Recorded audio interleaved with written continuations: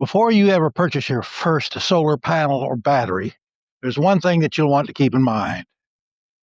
Can solar power the way you want to live? Can it power your lifestyle? Can it do everything you need it to do? We've lived on solar power every single day for the past 4 years. On the first thing people get wrong can make it fail before it even starts.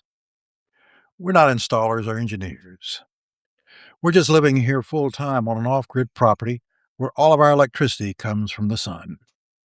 Over the past 4 years, we've run our home, our well pump, refrigerators, tools, everything on solar power. Designed around how you actually live. When solar is done right, it has some pretty incredible advantages. The first one is energy independence. Every morning when the sun comes up, your power plant turns on automatically. You're producing electricity right on your own property. There's no monthly electric bill, no rate increases, and no wondering what the utility company is going to charge next year. Another advantage is long-term stability. Solar panels can last decades. Modern inverters are very reliable, and once your system is installed, your electricity becomes very predictable. But the real key is this.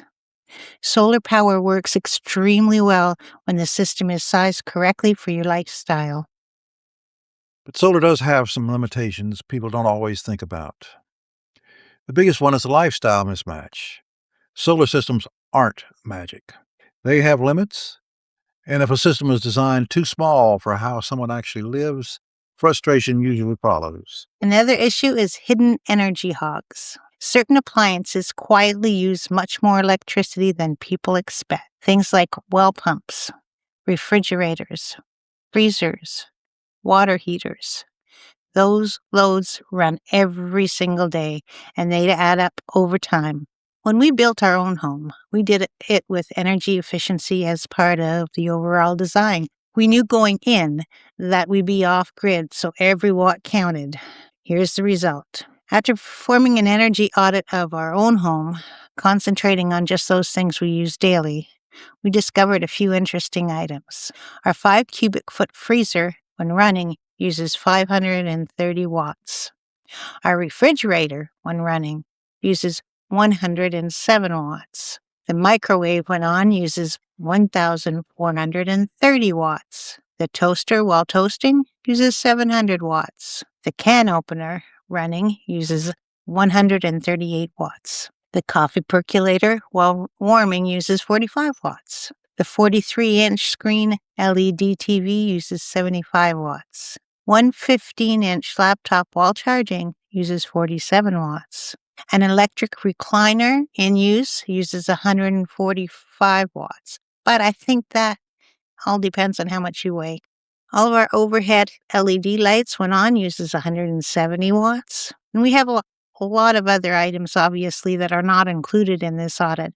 But those are the things we typically use all day, every day. It's fun finding out what all these things actually use, and you can rest easier knowing that they aren't going to drain your batteries anytime soon. And if you end up purchasing a portable power station like we did, you can use that in an emergency to power most of your home if you've planned your appliance purchases wisely. The biggest solar planning mistake we see people make isn't actually panels, and it isn't batteries either. We'll get to that in just a minute. Before buying a solar system, there are a few numbers that you really want to understand. The first is going to be your daily energy use. That's measured in kilowatt hours, and it tells you how much electricity your home actually uses in a typical day. You'll want to know this first. You can buy an inexpensive power usage monitor like ours from Amazon or other stores. We've got an affiliate link right down in the description below.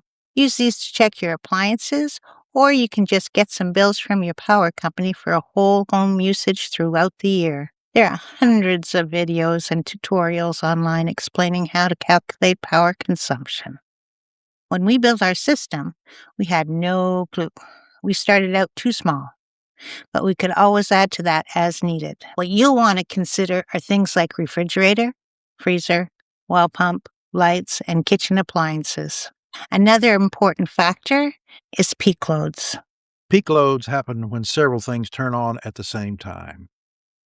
Maybe the well pump kicks on while the refrigerator compressor starts, and you're running a power tool in the shop. Those short bursts can require far more power than your daily average.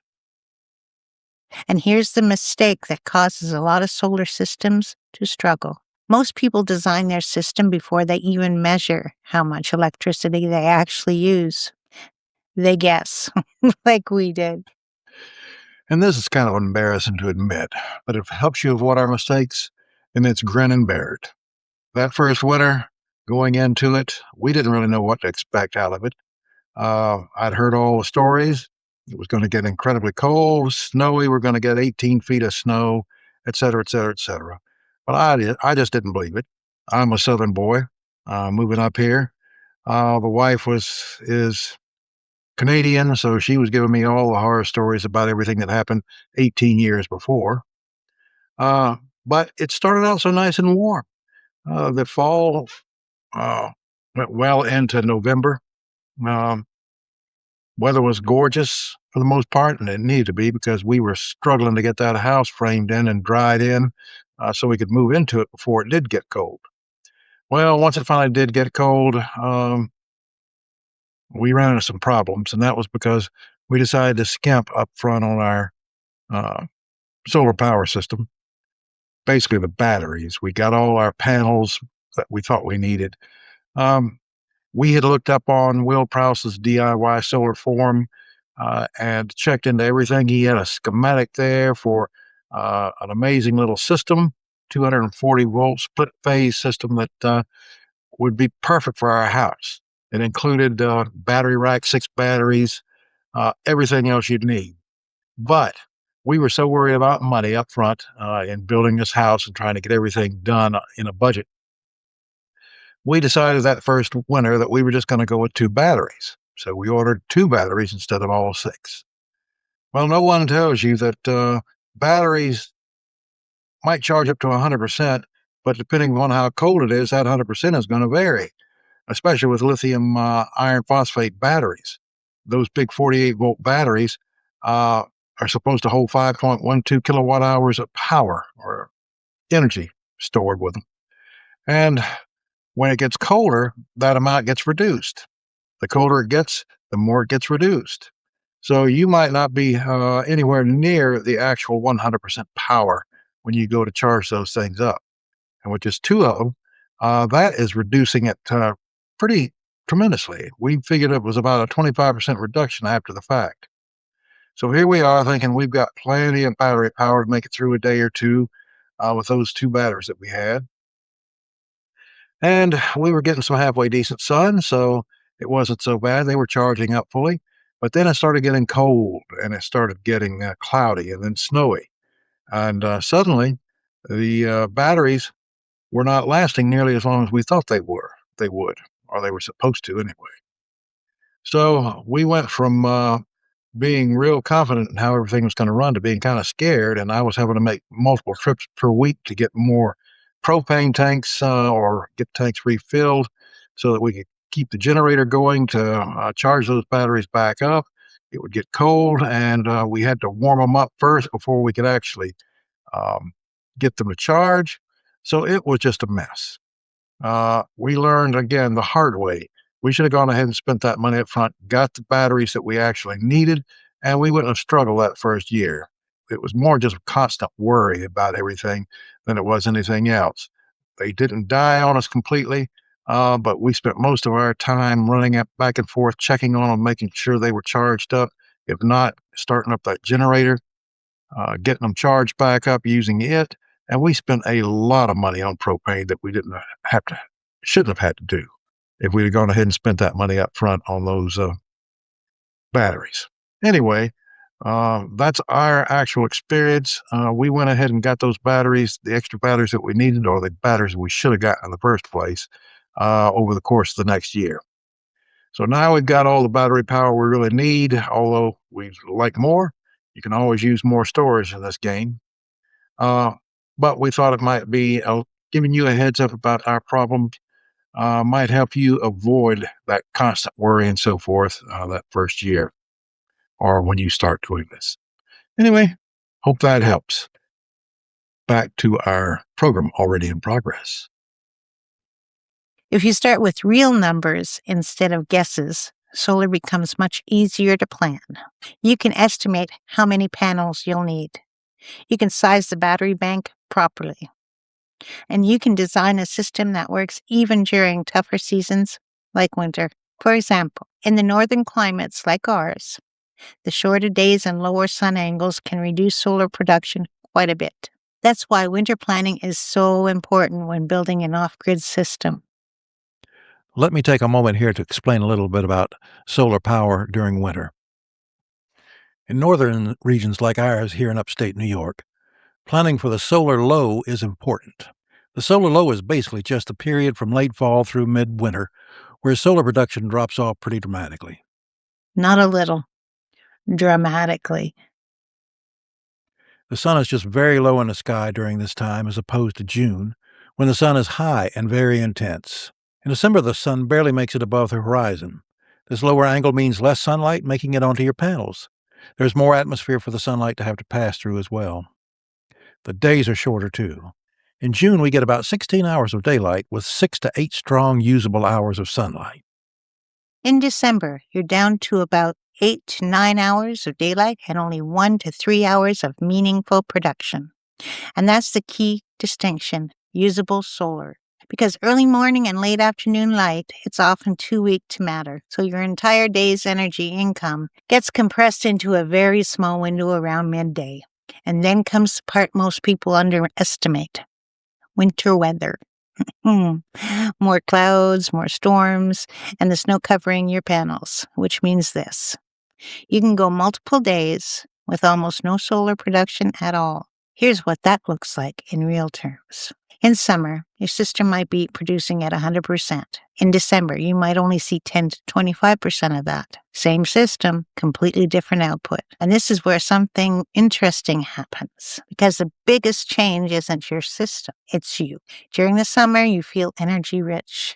You run tools, you do laundry whenever you want, you don't think twice about it. But during the solar low, you become aware of every watt, not in theory, in real time.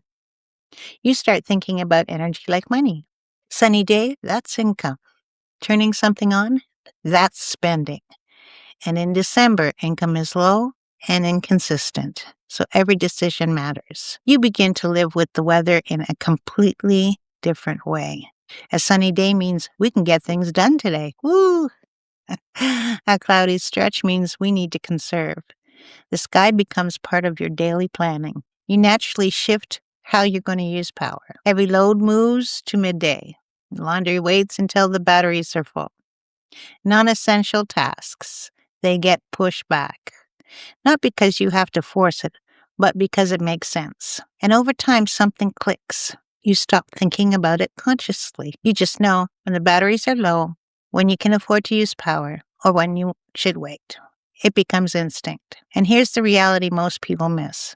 Your system isn't designed for summer. It's designed for December. In December, your solar system doesn't fail. It teaches you how to live differently. After 4 years of living on solar power, we've learned one very important lesson. Solar systems rarely fail.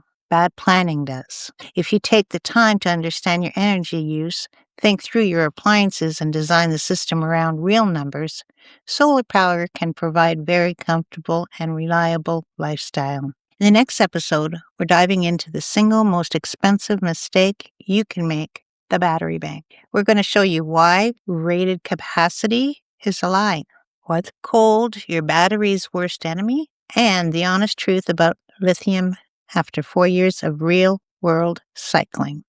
And for those of you wondering if this falls apart when the snow starts flying, stick around for episode 3.